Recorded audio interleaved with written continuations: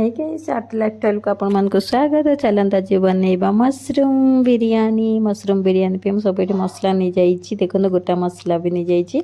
Mushroom को भल भाव में धुआ धुई करके कट करदेली और टे सोयाबीन भी नहीं प्रेसर कुकर चढ़ेदेली। प्रेसर कुकर में ऑयल गरम देवा छाड़देली। जी गोटा मसला नहीं मुझे सब गोटा मसला को देदेली। भल भाव में फुटला मशरूम को देदेली। मशरूम को एपट सेपट टे फ्राए करदेवी।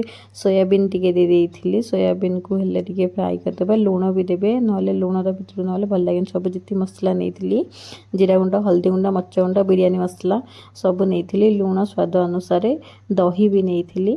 आपण दही भी पकेबे आपण ऑप्शन से आप चाहिए जब पकेबे ना ऑप्शन रे छाड़ी भी पारे हम। मु दही नहीं जेहेतु घर टे खट्टा खाते समस्ते। तो ए चाउल को जो भिजेक रखी से चाउल को देदबा सब जाक चाउल को छोटिया प्रेसर कुकरटे मुझे गोटे कप ही चाउल नहीं जेहेतु आम दीज खाइबू तो आराम से हो पानी देदेवे। गोटे ग्लास चाउल रे 2 ग्लास पानी एमती दीटा सीटी मारला पर बाहर करदेवे। देखो गर्मा गर्मा एमती सर्व कर दिंतु। मशरूम बिरियानी बनके रेडी हो गला। एमती दिने प्रेसर कुकर बन खातु निहत भाव टेस्ट लगे। जदि मो वीडियो भल लगे तो लाइक कमेंट शेयर सब्सक्राइब करदेवे। फ्रेंड्स आम तो गलु खाइबा आप भी सुनतु खाइबे। Bye bye.